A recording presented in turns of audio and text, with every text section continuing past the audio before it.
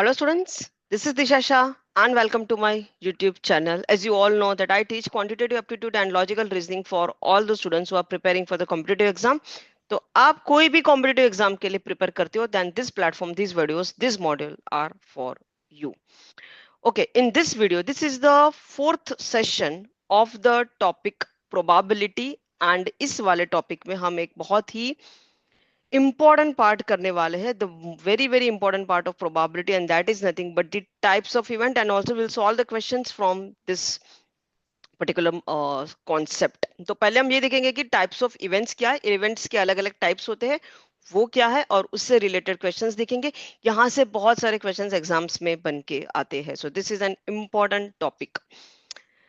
Okay, now first let's understand what is an event.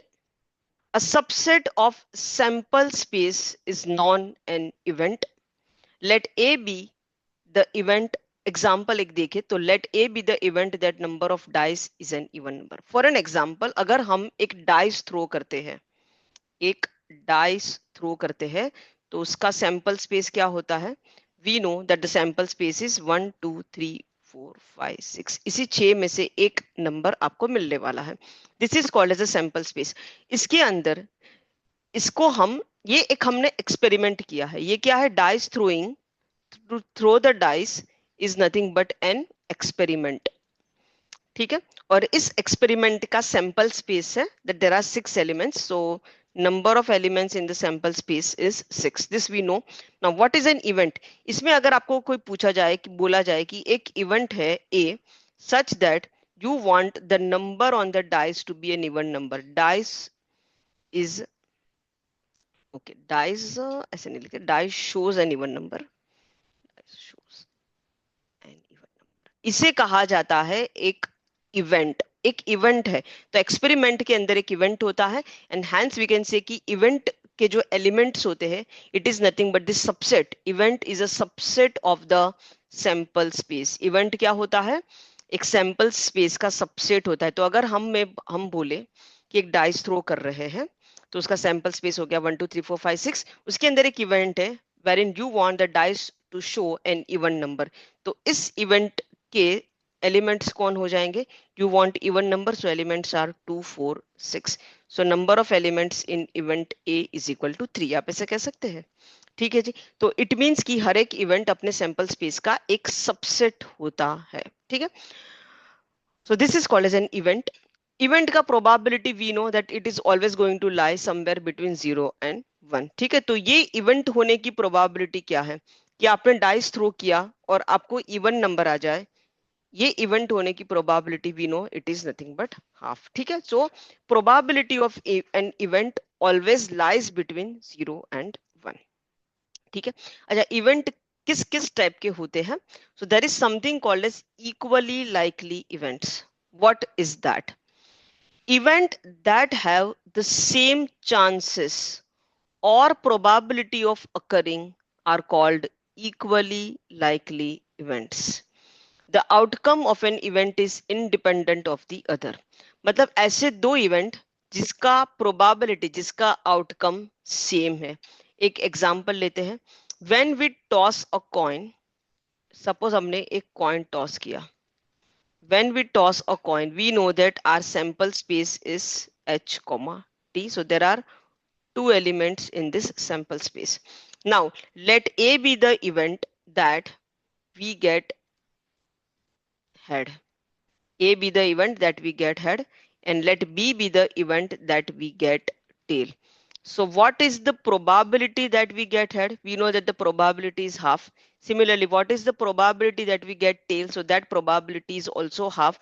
So probability of occurrence of an event is half, and probability of an occurrence of an event is also, event B is also half. ये दो अलग अलग event है लेकिन दोनों की probability same है. So you can say कि event A and event B are equally likely events. यानी कि ये दोनों इवेंट होने के चांसेस सेम है. ये दोनों इवेंट होने की प्रोबेबिलिटी सेम है. सिमिलरली एक और एग्जांपल देखें तो अगर हम डाइस थ्रो करें, अगर हम एक डाइस थ्रो करते हैं तो let A be the event that we get an even number and let B be the event that we get an odd number. तो जब हम डाइस थ्रो करते हैं तो इवन नंबर आने की प्रोबेबिलिटी हाफ होती है, ऑड नंबर आने की प्रोबेबिलिटी हाफ होती है.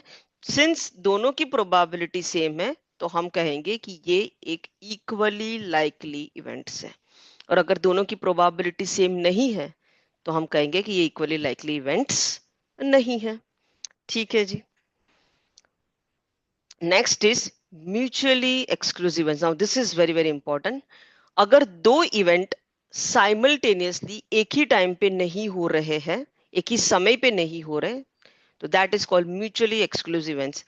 देखो, occurrence of an event excludes the occurrence of another event, then such events are called as exclusive events. इसका मतलब है कि ये दोनों इवेंट में कुछ भी कॉमन नहीं है. These two events don't have any common point.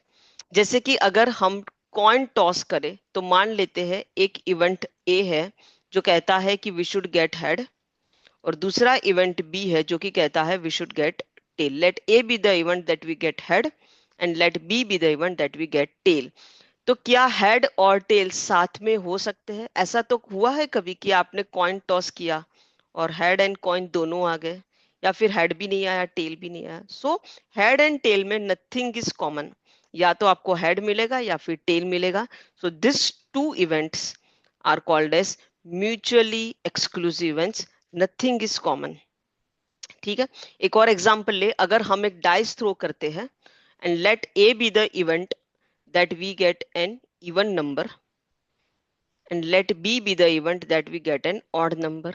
तो ऐसा कभी होता है क्या कि आप डाइस थ्रो करो और आपको इवन नंबर भी आए एंड ऑड नंबर भी आए? नहीं, या तो आपको इवन आएगा या फिर आपको ऑड आएगा. So this are the two different event. इसको दिखाने का तरीका क्या है? This is how you can show the mutually exclusive events.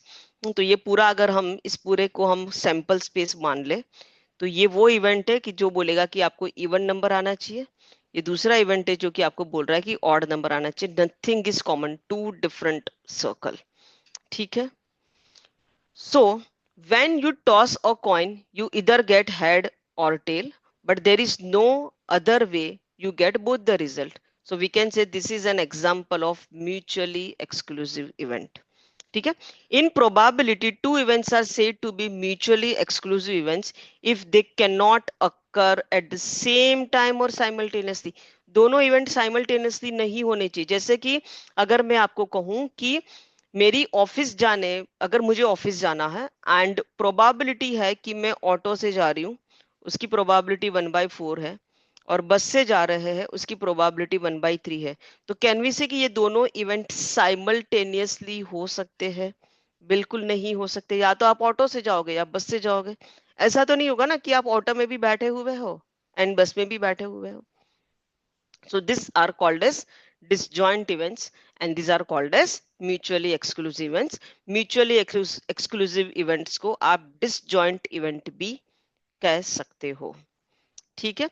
If two events are considered as disjoint events, then the probability of both event occurring at the same time is always zero. ऐसा कभी भी नहीं हो सकता कि ये दोनों event साथ में होते हो. यानी कि from this we can say कि प्रोबेबिलिटी दोनों के साथ में होने का, इंटरसेक्शन यानी कि दोनों के दोनों इवेंट साथ में हो रहे, इसकी प्रोबेबिलिटी होगी 0. ये जो होगा एक नल सेट होगा तो इसकी प्रोबेबिलिटी 0 होगी. Number of elements in A intersection B is always a null set, तो इसकी प्रोबेबिलिटी 0 होगी. आप देख रहे हो इसमें क्या आपको कुछ भी कॉमन दिख रहा है? नहीं दिख रहा. सो इसमें number of elements in A intersection B is 0, जबकि इसको हम म्यूचुअली एक्सक्लूसिव इवेंट नहीं बोलेंगे क्योंकि दोनों में कुछ पार्ट कॉमन है. ठीक है. अच्छा, हमने सेट में एक फॉर्मूला पढ़ा था.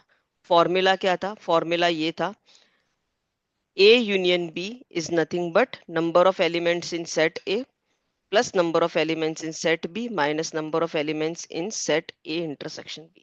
ये हमने पढ़ा था. अगर हम इस पूरे को सबको सैंपल स्पेस से डिवाइड कर दे, सबको सैंपल स्पेस से डिवाइड कर दे, ठीक है जी, तो अपना फॉर्मूला क्या हो जाएगा? ये तो हो गया अपना फेवरेबल आउटकम और ये हो गया अपना total possible outcome. Sample space तो टोटल पॉसिबल आउटकम होता है। तो यहां से हमें एक फॉर्मूला मिलके आ जाएगा। Write down this formula. Probability of A union B is equal to probability of A plus probability of B minus probability of A intersection B. Correct. ठीक है, तो सेट में हमने ये फॉर्मूला देखा था और यहां से हमने प्रोबेबिलिटी में ये फॉर्मूला डिराइव कर लिया। बट म्यूचुअली एक्सक्लूसिव इवेंट्स में क्योंकि दोनों इवेंट में कुछ भी कॉमन नहीं होता है तो उनका इंटरसेक्शन भी जीरो हो जाएगा। तो ये पार्ट तो जीरो हो गया। इसका मतलब ये है कि म्यूचुअली एक्सक्लूसिव इवेंट्स के लिए probability of A union B is nothing but probability of A plus probability of B. तो अगर आपको कहीं पर भी ये कंडीशन सेटिस्फाई करता हुआ दिखे तो आप आंख बंद करके बोल दोगे कि ये म्यूचुअली एक्सक्लूसिव इवेंट्स है। या फिर आपको बोला जाए कि प्रूव करो कि ये म्यूचुअली एक्सक्लूसिव इवेंट्स है, तो आपको क्या प्रूव करना है? आपको ये इक्वेशन को प्रूव कर देना है। अगर आप इस इक्वेशन को प्रूव कर देते हो तो आप ये भी प्रूव कर रहे हो कि both the events are mutually exclusive events. ये मैं क्यों बता रही हूँ? क्योंकि इससे रिलेटेड क्वेश्चंस बनते हैं। ठीक है, next, exhaustive events. When the set of all outcome of an event is equal to the sample space, that is called exhaustive event. Once again एक example लेते हैं that when we throw a dice तो हमारा sample space क्या होता है? 1 2 3 4 5 6. Let A be the event that we get an odd number. So number of elements in set A क्या हो जाएगा? We want an odd number, so number of elements are 1 3 5. Similarly, let B be the event that we get an even number. So number of elements in set B हो जाएगा 2 4 6. ठीक है जी, ठीक है जी। अगर हम इन दोनों सेट को कंबाइन कर दे, दोनों सेट को कंबाइन कर दे, ए यूनियन बी पूरा बना दे, तो ये क्या बन जाएगा? 1 2 3 4 5 6 हो जाएगा कि नहीं? और यही तो अपना सैंपल स्पेस है। यानी कि दोनों की, अगर आप दोनों इवेंट के जो भी एलिमेंट्स है सबको ऐड कर दो तो वो सैंपल स्पेस बन जाए। When set of all outcome of an event is equal to the sample space, तो उसको, वो दोनों इवेंट को हम कहेंगे एग्जॉस्टिव इवेंट। यानी कि एग्जॉस्टिव इवेंट को हम ऐसे दिखा सकते हैं, ये पूरा सैंपल स्पेस है। ठीक है, तो ये मान लो ये इवेंट ए है और ये मान लो ये इवेंट बी है। दोनों इवेंट मिला के पूरा सैंपल स्पेस भर दिया। यस और नो? ठीक है जी। तो इसमें हम क्या कह सकते हैं? इसमें हम ये कह सकते हैं कि प्रोबेबिलिटी जो होगा, टोटल प्रोबेबिलिटी 1 होता है। सो probability of an event A and probability of an event B, अगर ये दोनों एग्जॉस्टिव इवेंट है, if A and B are exhaustive event, तो दोनों की प्रोबेबिलिटी मिलके 1 हो जाएगी क्योंकि यही तो दोनों मिलके पूरा सैंपल स्पेस भर रहे हैं।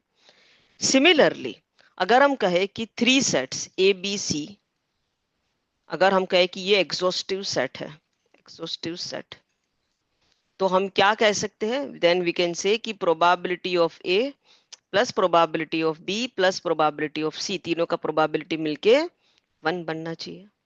ठीक है जी।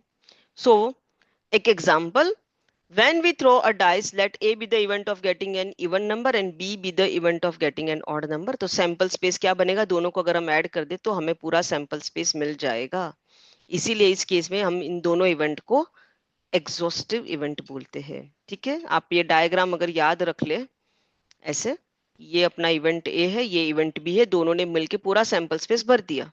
सो this are called as exhaustive events. क्या बोलेंगे? Exhaustive event. ठीक है जी। Next is independent event. Two events are said to be independent events if the outcome of one event does not affect the outcome of another. Or we can say that if one event does not influence the probability of another event, it is called independent event. दो event है A and B. ठीक है, A की probability को कोई फर्क नहीं पड़ता कि इवेंट बी क्या है, या फिर बी की प्रोबेबिलिटी को, इवेंट बी की प्रोबेबिलिटी को कोई फर्क नहीं पड़ता कि इवेंट ए में क्या हो रहा है, एकदम इंडिपेंडेंट इवेंट है, कोई किसी को भी इन्फ्लुएंस नहीं कर रहा है, कोई किसी के भी रिजल्ट को अफेक्ट नहीं कर रहा है, then we can say that they are independent event. ये बिल्कुल जरूरी नहीं है कि इंडिपेंडेंट इवेंट म्यूचुअली एक्सक्लूसिव हो सकता है दोनों में कोई चीज सेम हो, बट वो दोनों एक दूसरे को अफेक्ट नहीं करेंगे। जैसे कि एक एग्जांपल ले हम, suppose when we throw a dice, okay, we know that there are 6 possible outcome. Let A be the event that we get an odd number and let B be the event that we get the prime number. ठीक है जी। Odd number कौन कौन से elements आएंगे, तो can we say कि set A has the elements 1 3 5 because हम dice throw कर रहे हैं, and set B, here we want the element to be prime number, तो कौन कौन से एलिमेंट्स प्राइम है, सो इट इज 2 3 5। आप देख रहे हो इन दोनों में 3 कॉमन है और 5 कॉमन है, so we can't say that they are mutually exclusive events, they have something in common but they are independent। क्यों इंडिपेंडेंट है, क्योंकि ऑड नंबर आने की प्रोबेबिलिटी को कोई फर्क नहीं पड़ता है कि दूसरा इवेंट क्या है, और प्राइम नंबर आने की प्रोबेबिलिटी को कोई फर्क नहीं पड़ता है कि दूसरा वाला इवेंट ऑड नंबर है या क्या है। ठीक, सो यू कैन से कि independent event does not rely on another event to happen first. Odd number पहले हो जाए बाद में प्राइम नंबर वाला इवेंट हो, या फिर प्राइम नंबर वाला इवेंट पहले हो बाद में ऑड नंबर वाला इवेंट हो, उससे कोई फर्क नहीं पड़ता है, प्रोबेबिलिटी रिमेन सेम। कुछ एग्जांपल देखते हैं। Studying hard for the exam and hitting 6 in the cricket. आप देख रहे हो ये एक इवेंट है and this is the second event, क्या इन दोनों में कोई रिलेशन है? क्या इन दोनों में कोई रिलेशन है? बिल्कुल कोई रिलेशन नहीं, so this are called as independent event. Taking a cab to market has no effect on finding your favorite movie on YouTube. Once again, two different events. Toss a coin multiple times. जैसे अगर हम coin toss करते हैं तो देखो, अगर हम टॉइन toss करेंगे तो पहले में सपोज हमें हेड आया, पहले में सपोज हमें हेड आया, दूसरे में भी हेड आया, तीसरी बार कॉइन टॉस किया तो भी हेड आया, तो क्या चौथी बार ऐसा हो जाएगा क्या कि अभी आपको टेल ही ज्यादा आएगा? नहीं, अभी भी हेड और टेल आने की प्रोबेबिलिटी हाफ हाफ ही है। कॉइन ये नहीं सोचेगा कि अरे पहले 3 बार हेड आ चुका है तो अभी तो एक बार टेल दे दे हम, नहीं, कोई फर्क नहीं पड़ेगा। तो चौथी बार जब आप कॉइन टॉस करोगे उसको कोई फर्क नहीं पड़ता है कि आगे के 3 रिजल्ट क्या आए हैं। चौथी बार भी जब आप कॉइन को टॉस करोगे तो हेड आने की प्रोबेबिलिटी हाफ ही रहेगी और टेल आने की प्रोबेबिलिटी हाफ ही रहेगी, उससे कोई फर्क नहीं पड़ता। जैसे आपने देखा होगा क्रिकेट में कहा जाता है विराट कोहली के लिए कि वो जनरली टॉस हार जाता था, बहुत कम बार ऐसा होता था कि वो टॉस जीतता था। तो टॉस ये नहीं सोचता कि अरे बाबा विराट कोहली इतनी बार हार चुका है, अभी उसकी फेवर में डिसीजन दिया जाए। ठीक है, so this are called as independent event. Okay, so when two events are independent ना, तो उनका जो इंटरसेक्शन होता है ये निकालने के लिए आपको probability of A into probability of B करना पड़ेगा, यानी कि ये दोनों इवेंट साथ में हो जाए, उसकी प्रोबेबिलिटी क्या होगी, तो उसकी प्रोबेबिलिटी होगी probability of occurrence of an event A multiply by probability of occurrence of an event B. तो इंडिपेंडेंट इवेंट की ये कंडीशन है। अगर आप ये कंडीशन प्रूव कर देते हो तो आप बोल दोगे कि ये दोनों इंडिपेंडेंट इवेंट है, या फिर इंडिपेंडेंट इवेंट दिया है तो हम ये लिख सकते हैं। ठीक है, एक एग्जांपल देखते हैं। Probability that Ramesh passes is an exam is 5/6 and probability of hitting 6 in a match is 1/9।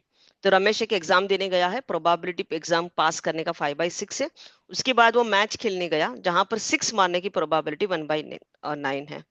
What is the probability that Ramesh passes an exam and also hit 6 in the match? इतना देख के हमें साफ साफ लग रहा है कि ये दोनों इवेंट इंडिपेंडेंट है। ऐसा बिल्कुल नहीं है कि एग्जाम पास करेगा तो 6 भी ज्यादा मारेगा ऐसा नहीं है, this are the two independent event, और ये दोनों चीज करनी है, एग्जाम में पास भी करना है, मैच में 6 भी मारना है, सो दोनों इवेंट साइमल्टेनियसली हो रहे हैं, तो इसका प्रोबेबिलिटी होगा probability of event A into probability of event B. Event A होने की प्रोबेबिलिटी क्या है कि वो एग्जाम पास कर दे, that is event A, that probability is 5/6। और इवेंट बी कहता है कि भाई मैच में 6 भी लगा दो, उसका प्रोबेबिलिटी 1/9। तो आंसर इज 5/54। दोनों चीज हो जाए उसकी प्रोबेबिलिटी 5/54 है। ठीक है, simple.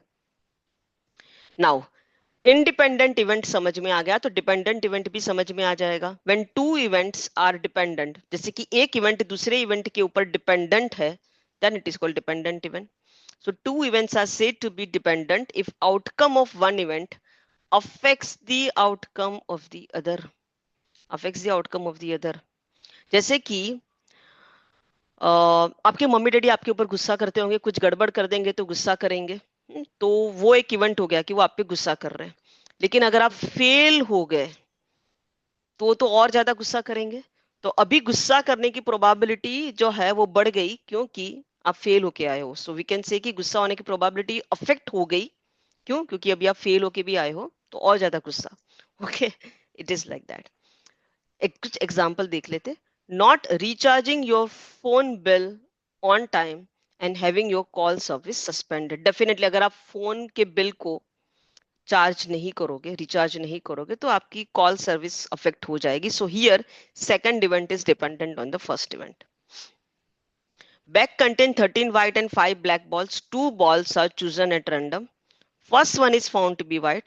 The probability that second one is also white. तो ये जो है ये सेकंड इवेंट है और ये वाला था, ये फर्स्ट इवेंट था कि पहला वाला बॉल व्हाइट आ चुका है।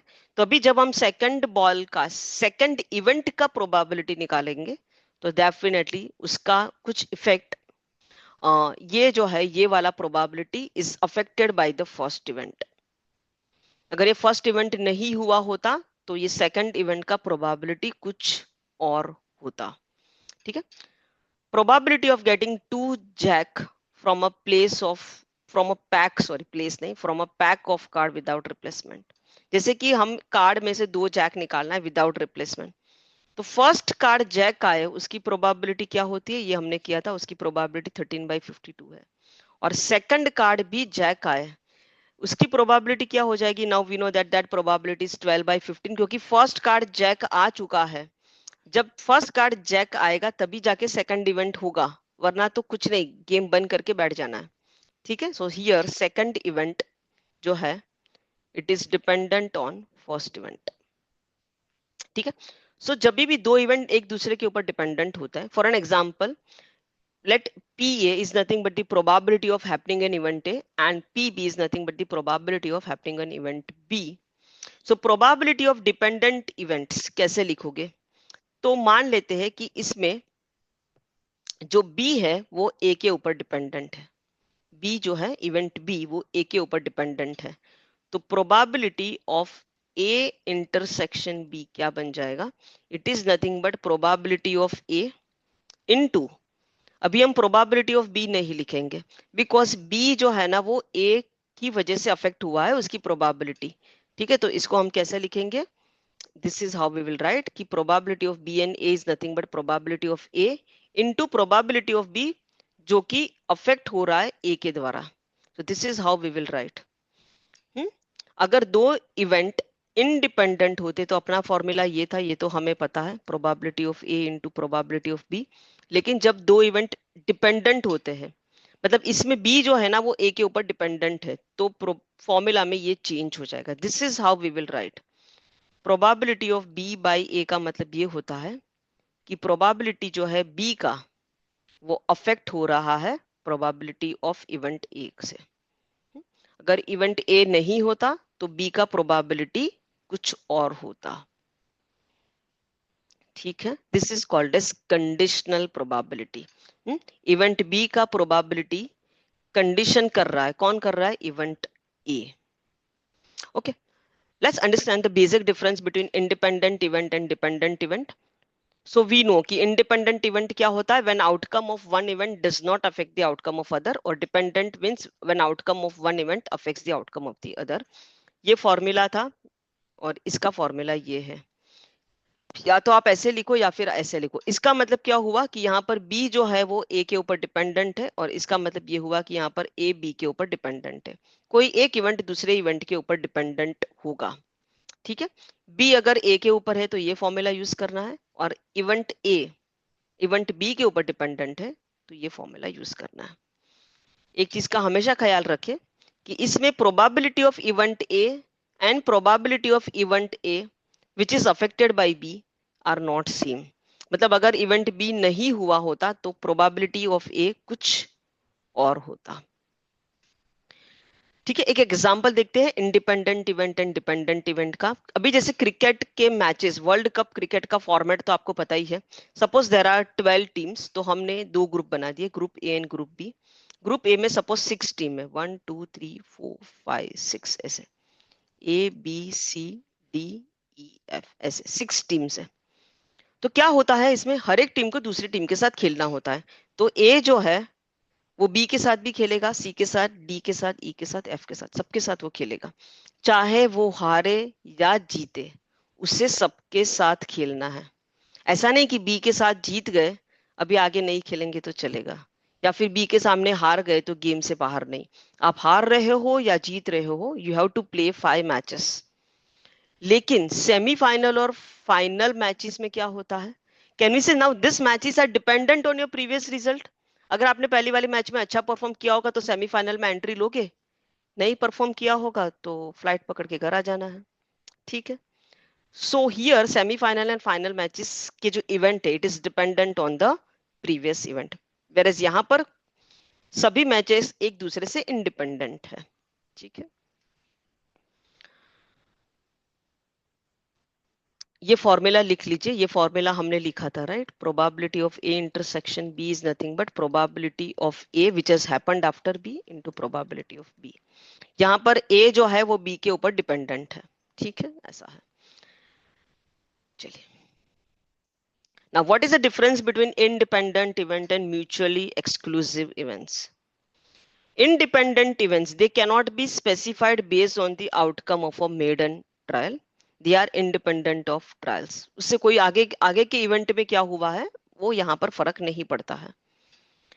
इंडिपेंडेंट इवेंट के कॉमन आउटकम हो सकते हैं, म्यूचुअली एक्सक्लूसिव इवेंट के कॉमन आउटकम नहीं हो सकते। तो इंडिपेंडेंट इवेंट का ढांचा ऐसा हो सकता है ऐसे, वेरेज म्यूचुअली एक्सक्लूसिव इवेंट हमेशा ऐसे होंगे, ठीक है। ये फॉर्मूला तो हमें पता ही है कि यहाँ पर probability of A intersection B बन जाता है probability of A into probability of B. यहाँ पर तो probability of A intersection B possible ही नहीं है क्योंकि नथिंग इज कॉमन। चलिए, वेरी वेरी इंपॉर्टेंट, इसको आप क्या करेंगे, वीडियो को पॉज करोगे और ये सारी चीजें लिख लोगे। Very very important. Independent event का ये फॉर्मूला है, डिपेंडेंट इवेंट का ये dependent event, this is not equal to this. Dependent event का फॉर्मूला क्या है, probability of A into probability of B which has happened after A, ऐसा हम लिख सकते हैं, ठीक है।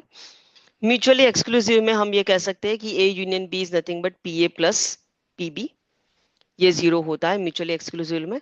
इक्वली लाइकली के लिए प्रोबेबिलिटी ऑफ दोनों event is same, and exhaustive event यानी कि दोनों इवेंट का टोटल प्रोबेबिलिटी 1 है, ठीक है। तो इस वीडियो को पोस्ट करें, ध्यान से देखिए, write down all the formula. चलिए, once again here I have written, ये स्टैंडर्ड फॉर्मूला है probability of A union B का। इसका मतलब क्या हुआ कि इधर ए हो रहा है या फिर बी हो रहा है। ए यूनियन बी का मतलब होता है इधर ए और B, and A intersection B का मतलब होता है कि बोथ ए एंड बी। जब हमें दोनों के दोनों इवेंट चाहिए तब A intersection B and we want either of this, then we will use A union B, ठीक है।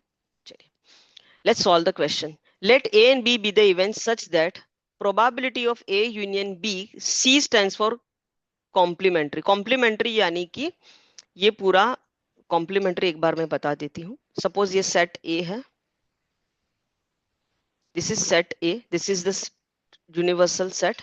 तो ये सारे लोग कौन है, ये वो लोग हैं जो कि यूनिवर्सल सेट में तो है लेकिन सेट ए में नहीं है। तो इसको रिप्रेजेंट किया जाता है like this. This is called as complementary of set A, AC, या फिर उसको ए डैश ऐसे भी रिप्रेजेंट करते हैं, ठीक है। कुछ लोग उसको ए बार ऐसे भी रिप्रेजेंट करते हैं।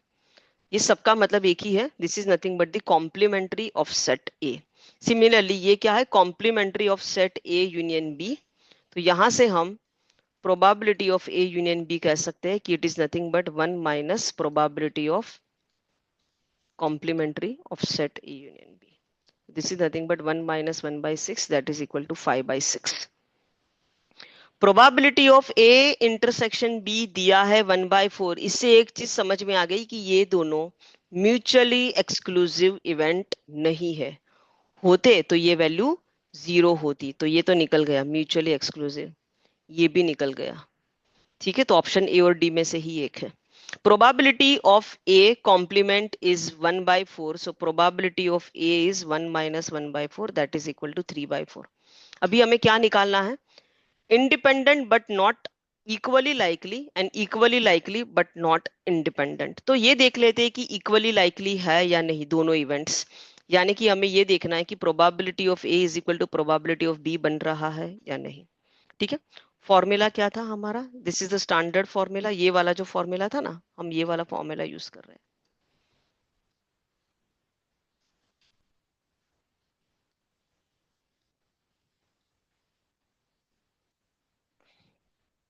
ए यूनियन बी 5 by 6 है, probability of A is 3 by 4 plus probability of B minus A intersection B is 1 by 4।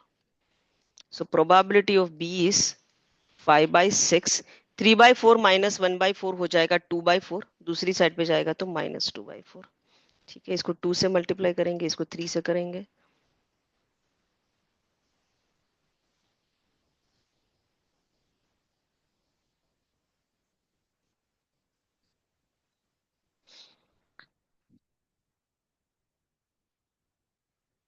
यानी कि प्रोबेबिलिटी ऑफ इवेंट ए था अपना, प्रोबेबिलिटी ऑफ इवेंट ए कितना था, probability of event A 3 by 4 था, और प्रोबेबिलिटी ऑफ इवेंट बी आ गया 1 by 3 है, ये 1 नहीं है 1 by 3।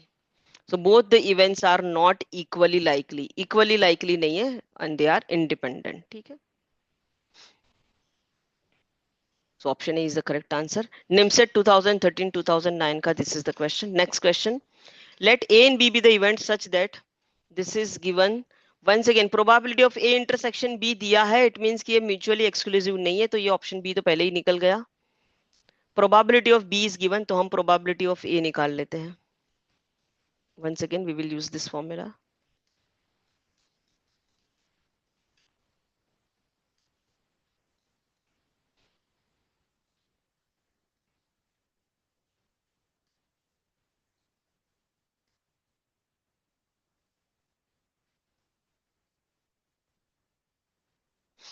okay,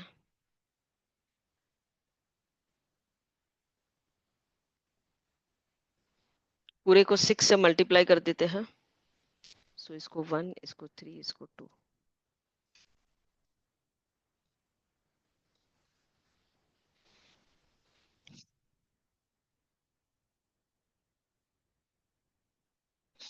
ओके, 2/3, यानी कि प्रोबेबिलिटी ऑफ बी 1/2 था एंड प्रोबेबिलिटी ऑफ ए 2/3 है, सो ये इक्वली लाइकली भी नहीं है, ठीक है। और इंडिपेंडेंट के लिए क्या होता है, इंडिपेंडेंट के लिए ये फॉर्मूला होता है, probability of A intersection B is probability of A into probability of B. देखते हैं ये फॉलो हो रहा है या नहीं। ये वैल्यू है 1/3 एंड प्रोबेबिलिटी ऑफ ए आया है 2/3 एंड प्रोबेबिलिटी ऑफ बी आया है 1/2। ये हो रहा है, यस ये दोनों सही है। तो इट मीन्स कि ये कंडीशन सेटिस्फाई हो रहा है। ये कंडीशन सेटिस्फाई होने का मतलब क्या है कि ये दोनों इंडिपेंडेंट इवेंट है। अगर ये कंडीशन सेटिस्फाई नहीं होता तो हम बोल देते डिपेंडेंट है। तो answer is option A. Next, probability of raining on day 1 is 0.3, probability of raining on day 2 is 0.5।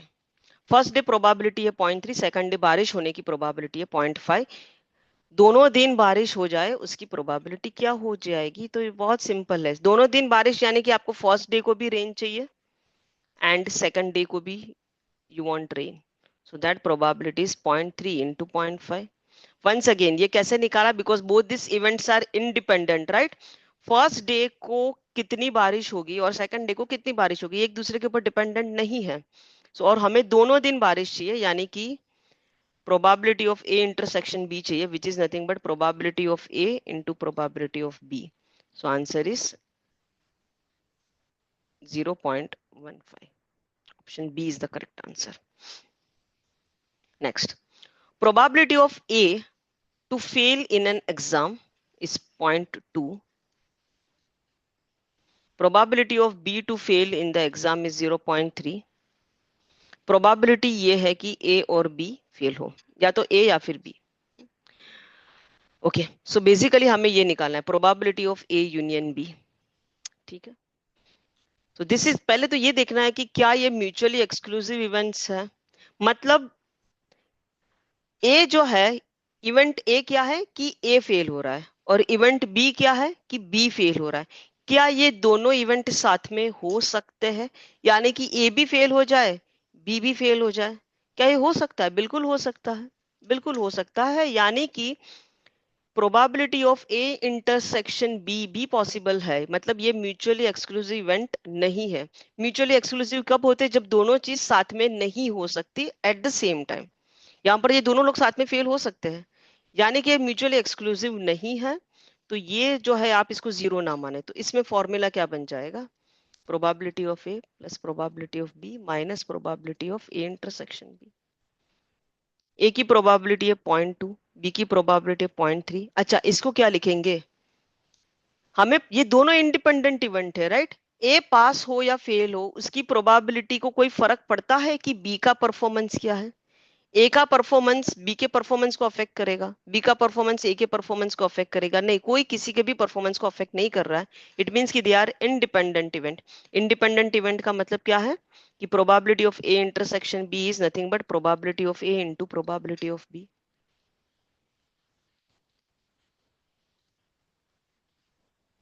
तो हमें इवेंट्स को ध्यान से देखना है और उसके बाद आंसर लिखना है। सो आंसर इज 0.44। ये कौन से इवेंट थे? ये दोनों म्यूचुअली एक्सक्लूसिव इवेंट नहीं थे, but this war independent event. ठीक है, क्योंकि म्यूचुअली एक्सक्लूसिव नहीं थे इसीलिए हमने ये वाला टर्म लिखा, और क्योंकि ये इंडिपेंडेंट है इसीलिए हमने ये सा लिखा। ठीक है, next, probability that a man get plumbing contract is 2/3. Probability of plumbing is 2/3, and probability that he does not get electric का contract, does not है तो इलेक्ट्रिक का कॉन्ट्रैक्ट मिलने की प्रोबेबिलिटी लिख लेते ना, वो हो जाएगी 4/9। Probability of getting at least one of the contract, at least one of the contract यानी कि क्या दिया है? दोनों में से एक कॉन्ट्रैक्ट मिल जाए, तो इसको अगर हम प्रोबेबिलिटी ऑफ इवेंट ए मान ले, प्लम्बिंग को मान लेते हैं कि इवेंट ए है, और इलेक्ट्रिसिटी वाले को मान लेते हैं that is event B. So probability of A union B is given कि दो में से कम उसको एक मिल जाए, उसकी प्रोबेबिलिटी 4/5 है। Now what is the probability that he gate both the contract, यानी कि ए भी मिल जाए एंड बी भी मिल जाए, यानी कि इंटरसेक्शन ये निकालना है। वन सेकेंड, ये कौन से वाले इवेंट्स है? Can I say this are mutually exclusive event? Mutual exclusive का मतलब क्या होता है कि दोनों इवेंट साथ में नहीं होने चाहिए। क्या ऐसा हो सकता है कि कोई इंसान को प्लम्बिंग का कॉन्ट्रैक्ट मिले एंड इलेक्ट्रिसिटी का कॉन्ट्रैक्ट मिले, साथ में मिल जाए? एक घर में प्लम्बिंग का काम हो रहा है, इलेक्ट्रिसिटी का भी काम हो रहा है, तो उसको दोनों कॉन्ट्रैक्ट मिल जाए। Is it possible? Yes, it is possible, very much possible, क्योंकि उसको आता है ये दोनों चीजें। ठीक है, तो यहाँ पर we can't say that this are mutually exclusive events, ये दोनों चीजें साथ में हो सकती है। एंड ठीक है, इंडिपेंडेंट इवेंट भी है ये तो। ठीक है, चलिए, तो हमें ये निकालना है। सो probability of A intersection B is nothing but, अपना स्टैंडर्ड फॉर्मूला यूज करेंगे, तो 4/5 is equal to 2/3 plus probability of B minus probability of A intersection B. So probability of A intersection B is nothing but 2/3 plus 4/9 minus 4/5. ठीक है, 9 and 5 का LCM is 45। तो 45 के लिए इसको 15 से मल्टीप्लाई करेंगे, इसको 5 से और इसको 9 से। So this is nothing but 30 plus 20 minus 36 upon 45. 14/45 is the answer.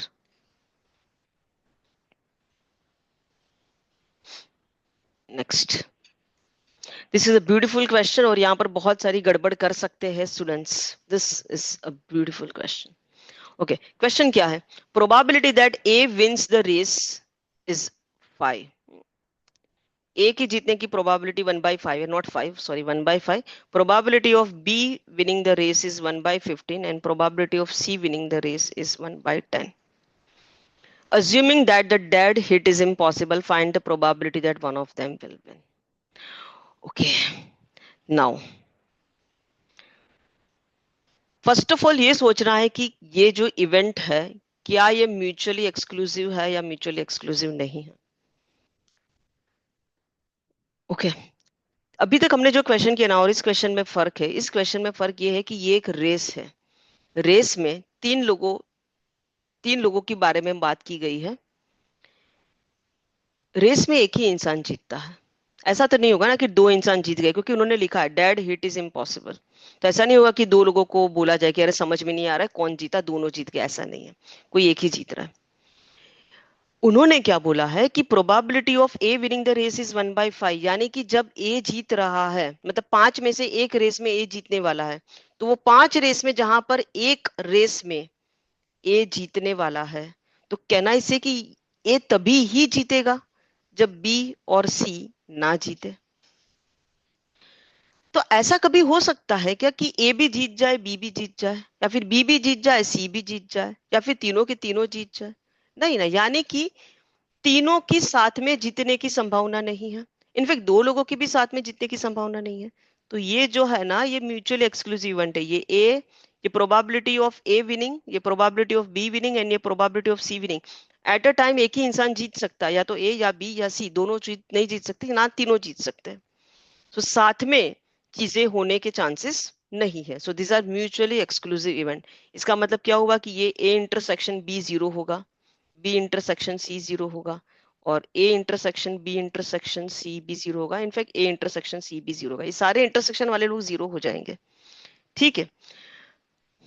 Now अपना प्रोबेबिलिटी का फॉर्मूला अगर आपने देखा होगा, तीन लोगों का जो प्रोबेबिलिटी का फॉर्मूला है, ये कुछ ऐसा होता. हम चाहते हैं कि या तो ए जीते या बी जीते या सी जीते.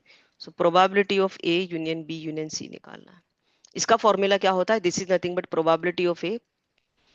ये तो फॉर्मूला आपने सेट में देखा होगा. इसी फॉर्मूला को मैं सिर्फ एन की जगह पे पी कर रही हूँ. ये याद होगा आपको ये formula.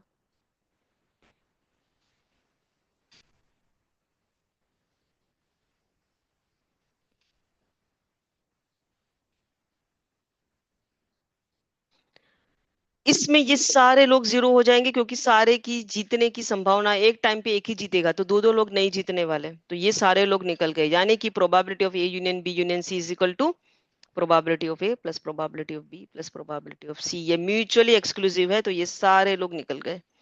So it is 1/5 plus 1/15 plus 1/10.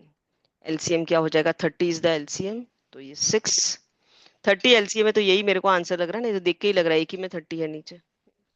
खैर सॉल्व कर लेते हैं हम. So it is 1 plus 2 plus 3. नहीं, कुछ गड़बड़ है. हाँ बरोबर है. अपन 30, 11/30 इज द आंसर. ठीक है जी. Next. An experiment has 10 equally likely outcomes. मतलब एक एक्सपेरिमेंट के 10 आउटकम है, यानी कि सैंपल स्पेस इस एक्सपेरिमेंट का 10 है. Let A and B the two non empty events and A has 4 outcomes, यानी कि number of elements in set A is equal to 4. Count the number of outcomes B must have so that A and B are independent. Okay.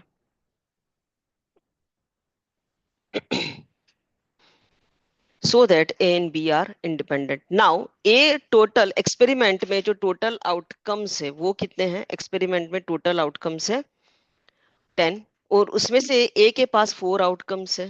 A के पास 4 outcomes है. तो और ये दोनों independent है. A and B are independent. A and B independent होने का मतलब ये है कि probability of A intersection B is equal to probability of A into probability of B. ठीक. क्योंकि इसमें हमें प्रोबेबिलिटी का बात नहीं हुआ, इसमें नंबर ऑफ एलिमेंट्स दिए हैं, तो क्यों ना इसको ऐसे कर दे. ओके, ऐसे कर सकते हैं ना इसको। Probability of A intersection B को हम ऐसे लिख सकते हैं ना, favourable outcome divided by the total possible outcome. Total possible outcome क्या होता है? Sample space. Similarly, probability of A can be written as number of elements in set A divided by the total possible outcome, that is sample space. और ये हो जाएगा number of elements in set B divided by the total possible outcome in, so divided by the total possible outcome, which is nothing but the sample space. चलो क्या क्या data है हमारे पास? This we don't have, so we'll write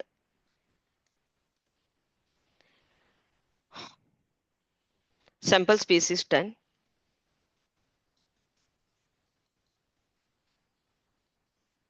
10 cancel. अच्छा, यहाँ पर भी एक 10 था, right? So from this I can say कि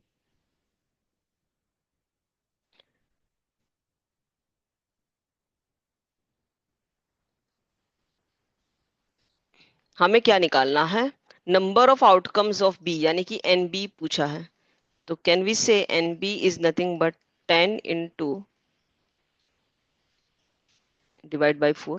इसको अगर हम करते तो ये 5 2 हो जाएगा, यानी कि number of elements in set B is nothing but 5/2 of number of elements in A intersection B। ठीक है जी, ये तो हमेशा वैल्यू पॉजिटिव ही होती है ना, नंबर ऑफ एलिमेंट्स तो हमेशा पॉजिटिव ही होंगे। तो कैन आई से, और ये एक होल नंबर ही होता है, एलिमेंट्स कभी आधे अधूरे तो नहीं होंगे ना, ऐसा तो नहीं होगा ना कि कोई एक सेट में 3.5 एलिमेंट्स है। तो ये एक होल नंबर है। और कैन आई से कि इसकी वैल्यू तो फिर मल्टीपल ऑफ 5 या ऐसा ही होगी, मल्टीपल ऑफ 5 होगा, कोई तो आंसर मल्टीपल ऑफ 5 होगा। सो इधर इट इज 5 और 10, इन दोनों में से एक होगा। यस और नो? यस और नो? ठीक है ना? तो आंसर कोई भी आंसर होगा, वो कोई तो 5 का मल्टीपल होगा। हाँ, आप सोच सकते हो कि नंबर ऑफ एलिमेंट 5 क्यों होंगे, 2.5 भी तो हो सकते हैं। अरे बाबा, नंबर ऑफ एलिमेंट्स 2.5 नहीं होंगे, 5 डिवाइडेड बाई 2, 2.5 तो पॉसिबल नहीं है। तो या तो वो 5 होगा या 10 होगा या 15 होगा, ऐसे होता है। अच्छा, 15 भी पॉसिबल नहीं है क्योंकि 15 तो टोटल आउटकम ही नहीं है। सो आंसर इज इधर 5 और 10। Okay, so in this video, we have covered the most important part, that is the type of events and the questions, exam related questions from the type of events. Next video में we are going to discuss the conditional probability. ठीक है? So अगर आपको लग रहा है कि आपकी क्वांट की जर्नी में ये वीडियो ने आपको हेल्प किया है, तो वीडियो को लाइक कर दीजिए, चैनल को सब्सक्राइब कर दीजिए, and keep on practising math because math is easy. And thank you very much.